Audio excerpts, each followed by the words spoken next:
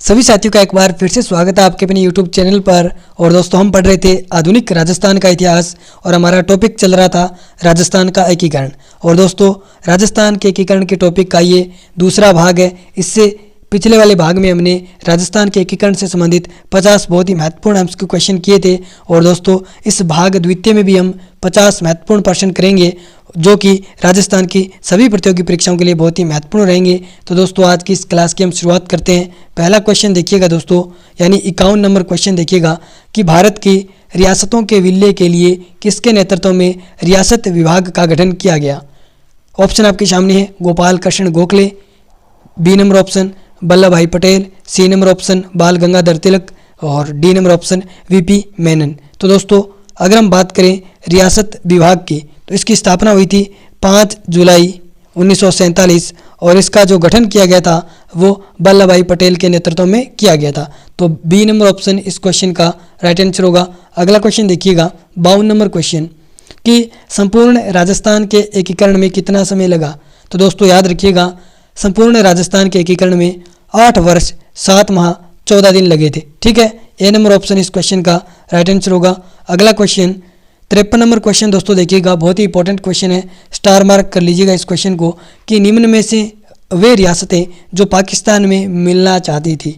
तो दोस्तों, एक तो रियासत का नाम आता है जोधपुर, यानी जोधपुर रियासत थी, वो पाकिस्तान में मिलना चाहती थी। इसके अलावा 2 रियासतें और थी, उनका नाम है दोस्तों धौलपुर और जैसलमेर। यानी इसका मतलब राइट आंसर होगा कि जो पाकिस्तान में मिलना चाहती थी वो रियासतें थी धौलपुर और जैसलमेर। यहाँ पे डी नंबर ऑप्शन इस क्वेश्चन का या फिर ए नंबर ऑप्शन हम कह सकते हैं राइट होगा। यानी पाकिस्तान में कौन सी रियासतें मिलना चाहती थी, धौलपुर और जैसलमेर। नेक्स्ट क्वेश्चन देखिएगा 54 नंबर क्वेश्चन कि निम्न में से एकीकरण से पूर्व संघ शासित प्रदेश था, या हम कह सकते हैं कि केंद्र शासित प्रदेश था। यानी उस समय संघ शासित प्रदेश का मतलब था कि उस पर सीधा अंग्रेजों का राज हुआ करता था। तो दोस्तों, ये था अजमेर मेरवाड़ा। तो यहाँ पे अजमेर है, सी नंबर ऑप्शन आपका राइट हो जाएगा। याद रखिएगा, इंपॉर्टेंट क्वेश्चन है। 55 नंबर क्वेश्चन दोस्तों देखिएगा, आपको यहाँ पे सुमिलित करना है। एक तरफ आपको कुछ दिवस वगैरह ऐसे दिया है और इधर आपको उनकी तारीख बतानी है।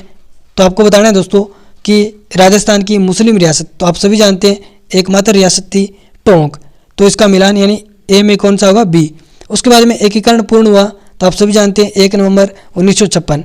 उसके बाद में एकीकरण प्रारंभ हुआ, तो आप सभी जानते हैं 18 मार्च 1948 को एकीकरण प्रारंभ हुआ था और राजस्थान दिवस हम मनाते हैं 30 मार्च को। यानी एक में आ गया बी, तो बी देखो यहाँ पे सी नंबर ऑप्शन में आपको दिख रहा है, तो राइट आंसर होगा हमारा सी नंबर ऑप्शन। ठीक है, सी नंबर ऑप्शन आपका राइट हो जाएगा। यानी एक बार फिर से देख लीजिएगा, मुस्लिम रियासत टोंक एकीकरण पूर्ण हुआ 1 नवंबर 1956, एकीकरण प्रारंभ हुआ 18 मार्च 1948, राजस्थान दिवस 30 मार्च। अगला क्वेश्चन कि राज्य पुनर्गठन आयोग ने सिफारिश की किसकी की, आबू को राजस्थान में विलय करने की, देलवाड़ा तहसील को राजस्थान में मिलाने की, अजमेर मेरवाड़ा को राजस्थान में विलय की। तो यहाँ पे राइट आंसर हो जाएगा उपयुक्त सभी, यानी आबू, देलवाड़ा, अजमेर, मेरवाड़ा सभी को मिलाने की सिफारिश की थी राज्य पुनर्गठन आयोग ने। इसके अध्यक्ष कौन थे, आप कमेंट बॉक्स में बताइएगा। नेक्स्ट क्वेश्चन देखिएगा दोस्तों 57 नंबर क्वेश्चन कि राजस्थान एकीकरण के प्रथम चरण में प्रधानमंत्री किस जिले का था। तो दोस्तों, आपको पता होना चाहिए कि जो राजस्थान के एकीकरण का प्रथम चरण था उसके प्रधानमंत्री थे शोभाराम कुमावत, और शोभाराम कुमावत किस जिले के थे, तो अलवर के। बी नंबर ऑप्शन आपका राइट हो जाएगा। क्वेश्चन ऐसे भी दोस्तों पूछा जा सकता है, इंपॉर्टेंट क्वेश्चन है, स्टार मार्क कर लीजिएगा इस क्वेश्चन को। अगला क्वेश्चन देखिएगा 58 नंबर क्वेश्चन कि संवैधानिक तरीके से कब राजस्थान का नाम अस्तित्व में आया। तो दोस्तों, ये क्वेश्चन हमने पिछली वाली क्लास में भी किया था। इसका राइट आंसर है 26 जनवरी 1950। यानी संवैधानिक तरीके से राजस्थान नाम अस्तित्व में आया था, वो आया था 26 जनवरी 1950। तो बी नंबर ऑप्शन इस क्वेश्चन का राइट आंसर होगा। 59 नंबर क्वेश्चन देखिएगा कि किस समिति की सिफारिशों के आधार पर जयपुर को राजधानी बनाना निश्चित किया गया था। तो दोस्तों, नाम आता है सत्यनारायण राव समिति, सी नंबर ऑप्शन राइट होगा। और दोस्तों, शंकर राव देव समिति की बात करें तो इस शंकर राव देव समिति की सिफारिश पर मत्स्य संघ का विलय वो किया गया था। ठीक है, ये भी आप याद रखिएगा। नेक्स्ट देखिएगा 60 नंबर क्वेश्चन कि संयुक्त राजस्थान संघ जिसे हम राजस्थान के एकीकरण का तीसरा चरण कहते हैं और इसकी डेट है 18 अप्रैल 1948। तो इसका उद्घाटन किसने किया था? तो दोस्तों मैंने आपको एक ट्रिक बताई थी, गाडगिल चाचा पटेल। इसका मतलब पहले दो चरण थे, यानी पहला चरण दूसरा चरण दोनों का उद्घाटन NV गाडगिल के द्वारा किया गया था। तीसरे चरण का उद्घाटन चाचा यानी पंडित जवाहरलाल नेहरू और चौथा चरण पटेल यानी सरदार वल्लभ भाई पटेल के द्वारा। तो यहाँ पे तीसरा चरण पूछा गया है, तो राइट आंसर हो जाएगा ए नंबर ऑप्शन, यानी पंडित जवाहरलाल नेहरू के द्वारा संयुक्त राजस्थान संघ का उद्घाटन किया गया था। नेक्स्ट क्वेश्चन देखिएगा 61 नंबर क्वेश्चन कि एकीकरण के किस चरण में माणिक्यलाल वर्मा को प्रधानमंत्री बनाया गया? तो दोस्तों माणिक्यलाल वर्मा को प्रधानमंत्री कब बनाया गया था? और प्रधानमंत्री जो 4 चरणों के थे वो बहुत ही इंपॉर्टेंट है और मैंने आपको एक ट्रिक भी बताई थी SGMH, ठीक है। तो दोस्तों पहले चरण का किसको बनाया गया? सुबाराम कुमावत, अभी हम ऊपर बात करके आए थे। दूसरे चरण का गोकुललाल असावा, तीसरे चरण का माणिक्यलाल वर्मा और चौथे चरण का हीरालाल शास्त्री। तो यहाँ पे माणिक्यलाल वर्मा हम दिख रहा है आपको 3 नंबर पे, तो राइट आंसर होगा तृतीय चरण, यानी माणिक्यलाल वर्मा को PM बनाया गया था तृतीय चरण में। नेक्स्ट क्वेश्चन देखिएगा कि मत्स्य संघ के संदर्भ में गलत कथन है, यानी आपको गलत कथन की पहचान करनी है। पहले यहाँ पे क्वेश्चन देख लीजिएगा, गलत कथन आपको बताना है। पहला जो ऑप्शन देखिएगा कि 18 मार्च 1948 को निर्माण हुआ, बिल्कुल मत्स्य संघ का निर्माण 18 मार्च 1948 को हुआ था। इसके PM सुबाराम कुमावत थे, राइट आंसर। उद्घाटन NV गाडगिल ने किया, राइट। इसका मतलब गलत, D नंबर ऑप्शन, क्योंकि मत्स्य संघ की राजधानी धौलपुर नहीं थी बल्कि अलवर थी। और अभी हम बात करके आए थे जो सुबाराम कुमावत है वो भी अलवर के थे। नेक्स्ट देखिएगा 63 नंबर क्वेश्चन, किस भूभाग को छोड़कर 26 जनवरी 1950 को राजस्थान का एकीकरण संभव हुआ? तो दोस्तों आप सभी जानते हैं mount Abu, D number option आपका राइट हो जाएगा, यानी माउंट आबू वाले क्षेत्र को छोड़कर 26 जनवरी 1950 को राजस्थान का एकीकरण संभव हो गया था, ठीक है। और लास्ट चरण में माउंट आबू और देलवाड़ा क्षेत्र है उसको मिलाया गया था, सुनेल टापा क्षेत्र को भी मिलाया गया था। नेक्स्ट देखिएगा 64 नंबर क्वेश्चन दोस्तों देखिएगा कि कोटा के सिरोंज क्षेत्र को 1 नवंबर 1956 को किस राज्य को सौंप दिया गया? तो दोस्तों आप सभी जानते हैं कि जो मध्य प्रदेश का सुनेल टापा क्षेत्र था उसको झालावाड़ में मिलाया गया था और कोटा के सिरोंज क्षेत्र को मध्य प्रदेश को दिया गया था। C नंबर ऑप्शन इस क्वेश्चन का राइट आंसर होगा। अगला क्वेश्चन दोस्तों देखिएगा 65 नंबर क्वेश्चन, आपको सुमेलित करना है। आपको दोस्तों एक तरफ चरण दिए गए, एक तरफ उनकी तारीखें दी गई है, वो आपको मिलाना है। मत्स्य संघ की बात करें तो दोस्तों बहुत ही आसान है, 18 मार्च 1948, ठीक है। पहले में D आएगा। राजस्थान संघ, यहाँ पे दोस्तों ये पूर्व राजस्थान संघ है, ठीक है। तो देखिएगा पूर्व राजस्थान संघ की हम बात करते हैं तो 25 मार्च 1948। संयुक्त राजस्थान की बात करें तो 18 अप्रैल 1948 और वरद संघ की बात करें तो 30 मार्च 1949। तो यानी पहले में आएगा D, उसके बाद में C। तो D C कहाँ पे दिख रहा है आपको? ये D नंबर ऑप्शन में। तो यहाँ पे ये ऑप्शन आपका राइट हो जाएगा, D number option. Next question दोस्तों देखिएगा, सारे क्वेश्चन बहुत ही इंपॉर्टेंट क्वेश्चन है दोस्तों एग्जाम की दृष्टि से। 66 नंबर क्वेश्चन देखिएगा कि 1 नवंबर 1956 से पहले राजस्थान राज्य के प्रमुख जाने जाते थे, यानी आप सभी को पता होगा और मैंने पिछली वाली क्लास में भी आपको बताया था कि 1 नवंबर 1956 को जो राज्य प्रमुख का पद था उसके स्थान पर राज्यपाल पद का सृजन किया गया। तो इसका मतलब 1956 से पहले, 1 नवंबर 1956 से पहले राजस्थान जो राज्य के प्रमुख थे वो किस नाम से जाने जाते थे? तो राज प्रमुख के नाम से। C नंबर ऑप्शन इस क्वेश्चन का राइट आंसर होगा। 67 नंबर क्वेश्चन देखिएगा दोस्तों कि राजस्थान की किस रियासत को पंडित जवाहरलाल नेहरू ने विश्व का 8वां आश्चर्य कहा था? तो दोस्तों ये कहा था जैसलमेर को। स्टार मार्क कर लीजिएगा क्वेश्चन को, इंपॉर्टेंट क्वेश्चन है और दोस्तों ऐसे क्वेश्चन एग्जामों में पूछे जाते हैं, तो इंपॉर्टेंट क्वेश्चन है। नेक्स्ट देखिएगा कि कितने सोपानों में सिरोही का राजस्थान में विलय हुआ था? तो दोस्तों यहाँ पे सोपान का मतलब है चरण, सोपान यानी इसका मतलब होता है चरण, तो हम सोपान भी कह सकते हैं, चरण भी कह सकते हैं। तो दोस्तों आपको सभी को पता है कि सिरोही का जो विलय हुआ था राजस्थान में, एक तो छठे चरण में हुआ था, सिरोही को मिलाया गया था, 7वें चरण में आबू देलवाड़ा वाला क्षेत्र मिलाया गया था, तो यानी 2 चरणों में। तो छठे और 7वें चरण में सिरोही का पूर्ण सिरोही का विलय है वो राजस्थान में हुआ था।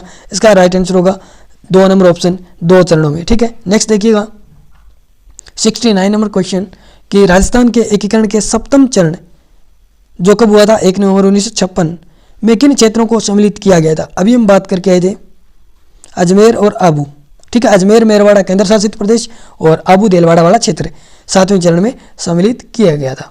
तो डी नंबर ऑप्शन इस क्वेश्चन का राइट आंसर हो जाएगा। नेक्स्ट क्वेश्चन 70 नंबर क्वेश्चन आता है आपका कि हातल गांव का विलय निम्न में से किस में किया गया, यानी किस चरण में किया गया हातल गांव का विलय। तो दोस्तों हातल गांव का जो विलय है वो किया गया था राजस्थान संघ, यानी हम छठा चरण इसको बोल सकते हैं क्योंकि हातल गांव का पे सिरोही में, तो सिरोही का जो विलय किया गया था वो छठे चरण में किया गया था और छठे चरण को नाम दिया गया था राजस्थान संघ। नेक्स्ट देखिएगा 71 नंबर क्वेश्चन आता है दोस्तों, राजस्थान के प्रथम महाराजा प्रमुख कौन थे। तो आप सभी जानते हैं उदयपुर महाराणा या मेवाड़ महाराणा भोपाल सिंह। ए नंबर ऑप्शन इस क्वेश्चन का राइट आंसर होगा। अगला क्वेश्चन दोस्तों देखिएगा कि राजस्थान की रियासतों के एकीकरण के समय जोधपुर राज्य का महाराजा कौन था। तो दोस्तों आप सभी जानते हैं, बहुत बार हमने बात कर ली है कि जो जोधपुर महाराजा हनुमंत सिंह थे वो मिलना चाहते थे पाकिस्तान में। तो दोस्तों जोधपुर के उस समय राजा हुआ करते थे, महाराजा हुआ करते थे हनुमंत सिंह, ठीक है। नेक्स्ट देखिएगा स्वतंत्रता प्राप्ति के समय राजस्थान में क्षेत्रफल की दृष्टि से सबसे बड़ी रियासत कौन सी थी। तो दोस्तों रियासत थी मारवाड़। और दोस्तों ये क्वेश्चन हमने पिछली वाली क्लास में भी किया था, तो यहाँ पे रिपीट हो गया लेकिन आपको याद रहना चाहिए। 74 नंबर क्वेश्चन दोस्तों देखिएगा कि राजस्थान के एकीकरण पूर्व राजस्थान में कितनी रियासतें और ठिकाने थे। यानी यहाँ पे क्वेश्चन ये है कि राजस्थान के एकीकरण से पूर्व राजस्थान में कितनी रियासतें और ठिकाने थे। तो आप सभी जानते हैं 19 रियासतें, 3 ठिकाने और 1 केंद्र शासित प्रदेश अजमेर मेरवाड़ा। नेक्स्ट देखिएगा कि राजस्थान के प्रथम व अंतिम महाराज प्रमुख कौन थे। तो आप सभी जानते हैं अंतिम कह लो या प्रथम कह लो जो महाराज प्रमुख थे वो थे मेवाड़ महाराणा भोपाल सिंह, ठीक है। सी नंबर ऑप्शन इस क्वेश्चन का राइट आंसर हो जाएगा। अगला क्वेश्चन दोस्तों देखिएगा कि किस वर्ष केंद्र शासित प्रदेश अजमेर मेरवाड़ा राजस्थान में मिला। तो दोस्तों ये मिला था सप्तम चरण यानी 1 नवंबर 1956। तो यहाँ पे डी नंबर ऑप्शन आपका राइट हो जाएगा। अगला क्वेश्चन, ये क्वेश्चन सबसे इंपॉर्टेंट है दोस्तों, स्टार मार्क कर लीजिएगा, बहुत ही इंपॉर्टेंट क्वेश्चन है, बड़े एग्जामों का ये क्वेश्चन है, हाई लेवल का ये क्वेश्चन है। तो दोस्तों क्वेश्चन देखिएगा कि शंकरराव देव समिति का गठन धौलपुर एवं भरतपुर राज्यों की जनता की इस बात के लिए राय जानने के लिए किया गया था कि वह राजस्थान अथवा उत्तर प्रदेश किस में मिलना चाहते हैं। इस समिति में अध्यक्ष सहित कितने सदस्य थे। तो दोस्तों अध्यक्ष सहित अगर हम बात करते हैं तो इसमें सदस्य थे 3। अब दोस्तों 3 सदस्य कौन कौन से थे, यानी एक अध्यक्ष था और 2 सदस्य थे। तो अब 2 सदस्य कौन थे और अध्यक्ष आप सभी जानते हैं शंकरराव देव थे। तो दोस्तों इस समिति के जो अध्यक्ष थे यहाँ पे लिखा हुआ है शंकरदेव रॉय, ठीक है, ये इस समिति के अध्यक्ष थे, जबकि शंकरदेव रॉय के साथ 2 सदस्य थे, उनका नाम है R.K. सिधावा और प्रभुदयाल। R.K. सिधावा और प्रभुदयाल इस समिति में कुल 3 सदस्य थे, 1 अध्यक्ष और 2 सदस्य। याद रखिएगा, नाम भी याद रखिएगा, ठीक है। नेक्स्ट क्वेश्चन दोस्तों देखिएगा कि विलय पत्र पर हस्ताक्षर करते समय किसने कहा था कि मैं अपने डेथ वारंट पर हस्ताक्षर कर रहा हूं। तो दोस्तों ये क्वेश्चन हमने पिछली वाली क्लास में भी देखा था। राइट आंसर हो जाएगा बांसवाड़ा के महारावल चंद्रवीर सिंह ने यह स्टेटमेंट दिया था। डी नंबर ऑप्शन इस क्वेश्चन का राइट आंसर होगा। अगला क्वेश्चन दोस्तों देखिएगा कि किसकी सिफारिशों के आधार पर आबू व देलवाड़ा तहसील को राजस्थान में मिलाया गया था। तो दोस्तों यहाँ पे नाम आता है फजल अली, क्योंकि यही थे राज्य पुनर्गठन आयोग के अध्यक्ष और राज्य पुनर्गठन आयोग की सिफारिश पर आबू देलवाड़ा का विलय राजस्थान में किया गया था। तो यहाँ पे राइट आंसर हो जाएगा ए नंबर ऑप्शन। नेक्स्ट क्वेश्चन देखिएगा दोस्तों कि मेवाड़ के महाराणा भोपाल सिंह किस वर्ष में राजस्थान के महाराज प्रमुख बने। अब दोस्तों बात आती है चौथे चरण की। चौथा चरण दोस्तों 30 मार्च 1948 4 बड़ी रियासतें मिलती है, राजस्थान की 4 बड़ी रियासतें हैं वो चौथे चरण में मिलती है। अब वो रियासतें कौन कौन सी थी, तो जयपुर, जोधपुर, जैसलमेर और बीकानेर, ये 4 बड़ी रियासतें मिलती है। अब दोस्तों जयपुर भी एक बड़ी रियासत थी और इससे पहले तीसरे चरण में जो राजधानी थी वो थी उदयपुर, और दोस्तों उस समय जो राज प्रमुख थे तीसरे चरण के वो थे भोपाल सिंह। अब चौथे चरण में जब जयपुर को मिलाया गया तो दोस्तों जयपुर की मांग थी कि उसको राज प्रमुख बनाया जाए और राजधानी भी उसको दी जाए। तो दोस्तों जयपुर को राजधानी भी दी गई और जयपुर को राज प्रमुख भी बनाया गया। लेकिन चौथे चरण में जो महाराज प्रमुख पद का सर्जन किया गया और महाराज प्रमुख बनाया गया मेवाड़ महाराणा भूपाल सिंह को। तो दोस्तों ये बात है 1948 की। बी नंबर ऑप्शन इस क्वेश्चन का राइट आंसर होगा। अगला क्वेश्चन दोस्तों देखिएगा, अगला क्वेश्चन 81 नंबर क्वेश्चन कि राजस्थान के एकीकरण की प्रक्रिया के समय मत्स्य संघ की वार्षिक आय कितनी थी। तो दोस्तों आपको बताना है, इंपॉर्टेंट क्वेश्चन है, स्टार मार्क कर लीजिएगा। तो दोस्तों मत्स्य संघ की जो वार्षिक आय थी वो थी 184 लाख, या हम कह सकते हैं 1.84 करोड़।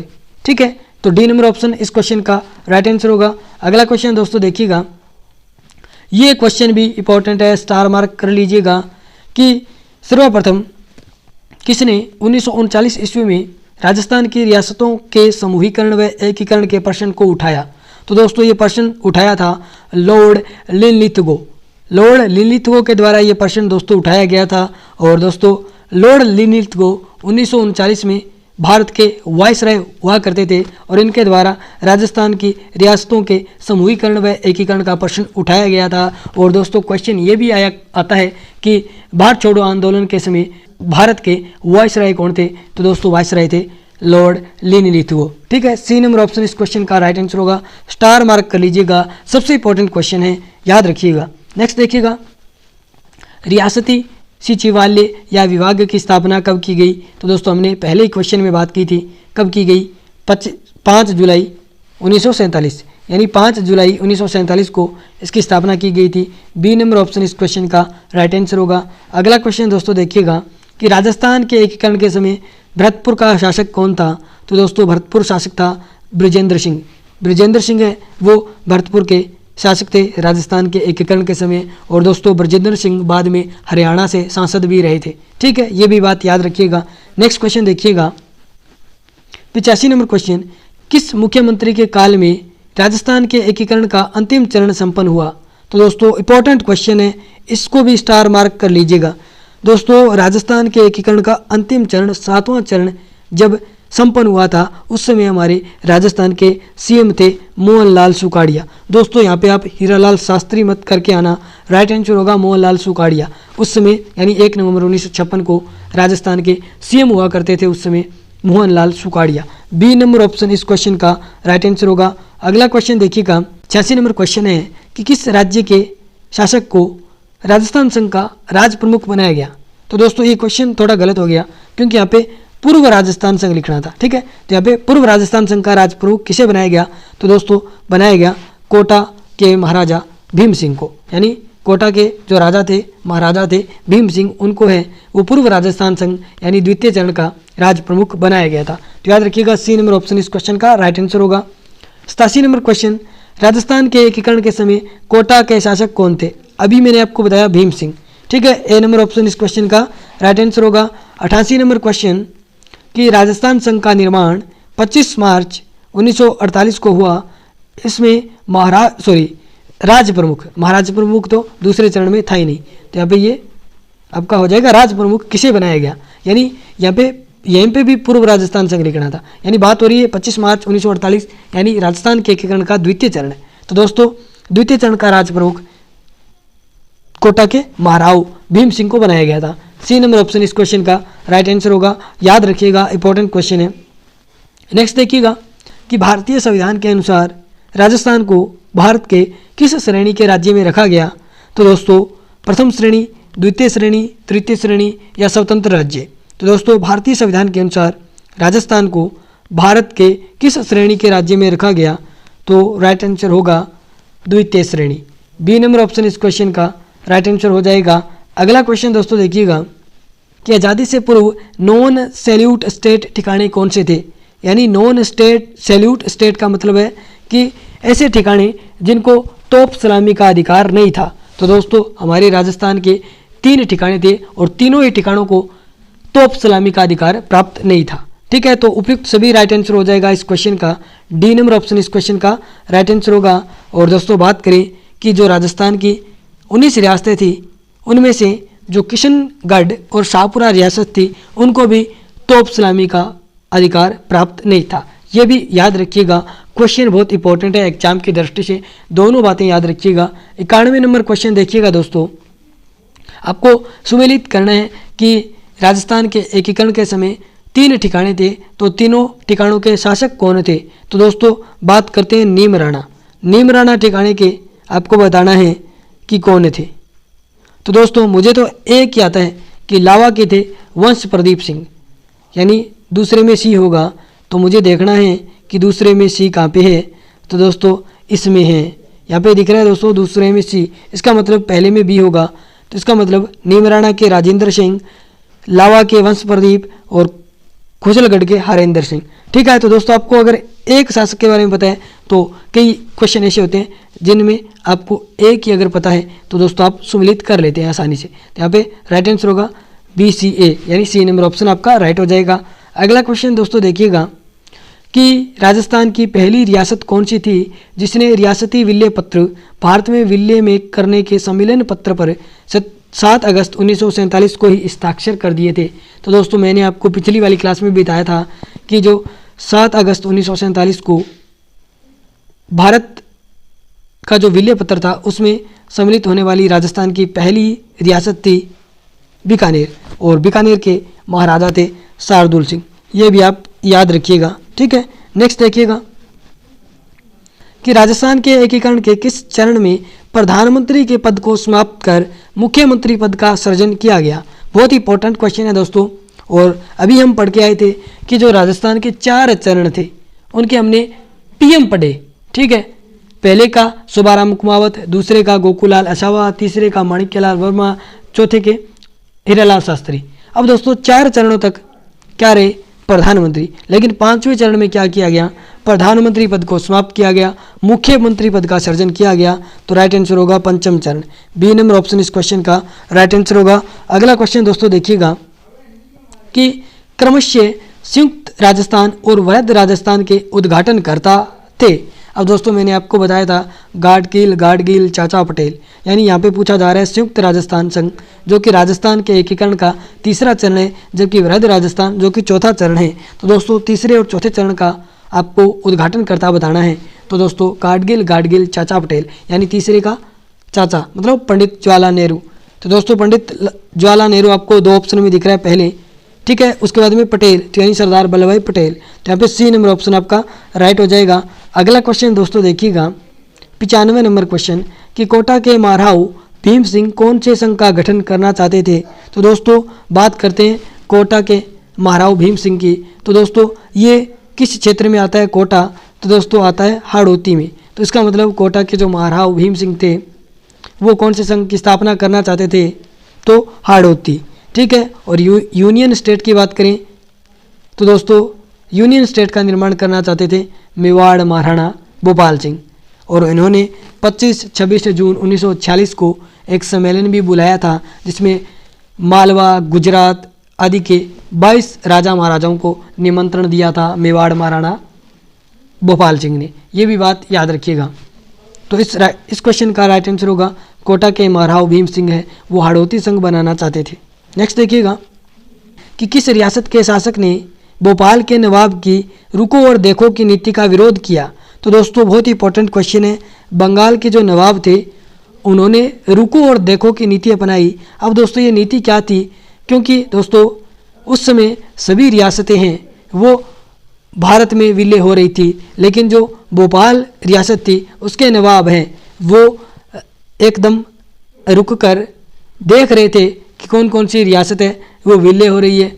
ठीक है, तो उन्होंने ये रुको और देखो की नीति अपनाई। इसका विरोध किया बीकानेर के महाराजा शार्दुल सिंह ने, क्योंकि दोस्तों आप सभी जानते हैं कि सबसे पहले राजस्थान की प्रथम रियासत जिसने भारत विलय पत्र में हस्ताक्षर किया था वो थी बीकानेर। और दोस्तों शार्दुल सिंह का ये मानना था कि हमें भारत संघ का निर्माण करना चाहिए, भारत राज्य में मिलना चाहिए, और जो हमारी रियासत की जनता है उनको उत्तरदायी सरकार है वो मिलनी चाहिए, यानी हमारी रियासतों में उत्तरदायी सरकार की स्थापना होनी चाहिए। तो इसलिए दोस्तों शार्दुल सिंह ने भोपाल के नवाब की रुको और जाओ की नीति का विरोध किया था।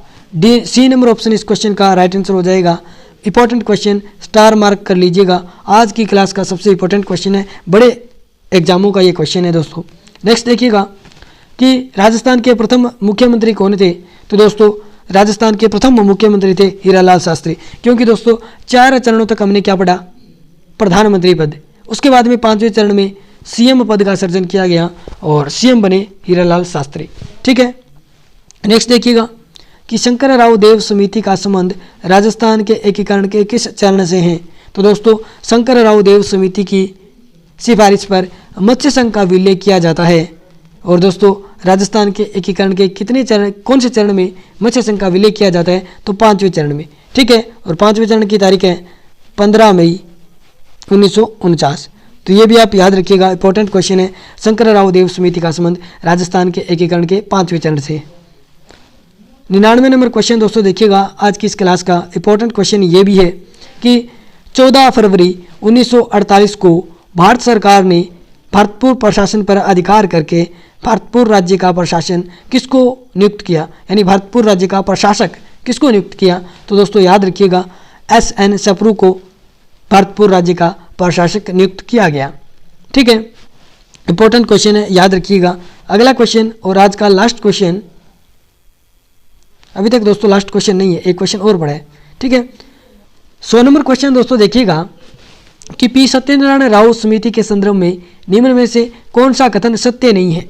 इंपॉर्टेंट क्वेश्चन है दोस्तों, और इस क्वेश्चन के माध्यम से आपको पी सत्यनारायण राव समिति की सिफारिशों के बारे में बहुत सी चीज़ें पता चलेगी। यानी पी सत्यनारायण राव जो समिति थी उसकी कौन कौन सी सिफारिशें थी। पहला कथन दोस्तों देखिएगा कि इस समिति ने जयपुर को राजस्थान की राजधानी बनाने की सिफारिश रखी। तो दोस्तों बिल्कुल इस समिति ने यह सिफारिश रखी थी और इसी समिति की सिफारिश पर राजस्थान की राजधानी जयपुर को बनाया गया था। ए नंबर कथन सत्य है, हमें सत्य नहीं बताना है। तो दोस्तों बी नंबर कथन देखिएगा, इस समिति ने लोक सेवा आयोग का मुख्यालय अजमेर रखे जाने की सिफारिश की, यह भी कथन सत्य है। तीसरा कथन दोस्तों अब देखिएगा, इस समिति ने हाईकोर्ट जोधपुर रखे जाने की सिफारिश की, यह भी कथन सत्य है। इसका मतलब कथन गलत होगा डी नंबर। तो दोस्तों डी नंबर कथन क्या है कि इस समिति ने कृषि विभाग का मुख्यालय उदयपुर रखे जाने की सिफारिश की। नहीं दोस्तों, हमने पिछली क्लास में बताया था मैंने आपको, और बात भी इस पे की थी कि जो पी सत्यनारायण राव समिति है उसने कृषि विभाग का मुख्यालय भरतपुर में रखे जाने की सिफारिश की थी। तो यहाँ पे D number option right answer होगा, क्योंकि ये कथन पी सत्यनारायण राव समिति सिफारिश से संबंधित नहीं है। ठीक है, नेक्स्ट देखिएगा आज का लास्ट क्वेश्चन, इंपॉर्टेंट क्वेश्चन है, किस रियासत के शासक सुदर्शन देव ने पूर्ण उत्तरदायी शासन की स्थापना 14 अगस्त 1947 को ही कर दी थी। तो दोस्तों याद रखिएगा, शाहपुरा के जो शासक थे सुदर्शन देव, उन्होंने अपनी जनता को पूर्णतः उत्तरदायी शासन दे दिया था 14 अगस्त 1947 को। बी नंबर क्वेश्चन इसका राइट आंसर होगा, सॉरी बी नंबर ऑप्शन इस क्वेश्चन का राइट आंसर होगा। और दोस्तों ये थी आज की हमारी क्लास, जिसके अंतर्गत हमने राजस्थान एकीकरण से संबंधित बहुत ही महत्वपूर्ण 50 क्वेश्चन किए। और इस प्रकार दोस्तों हमने 2 भाग में लगभग 101 क्वेश्चन राजस्थान के एकीकरण से संबंधित किए। और ये दोस्तों सारे क्वेश्चन इंपॉर्टेंट है। और दोस्तों ये वीडियो आपको कैसा लगा आप कमेंट बॉक्स में ज़रूर बताइएगा, और आपको दोस्तों ये मेहनत कैसी लगी ये भी आप बताइएगा। और दोस्तों मिलते हैं नेक्स्ट वीडियो में। अगर दोस्तों ये मेहनत आपको पसंद आई है तो इस वीडियो को लाइक कर दीजिएगा।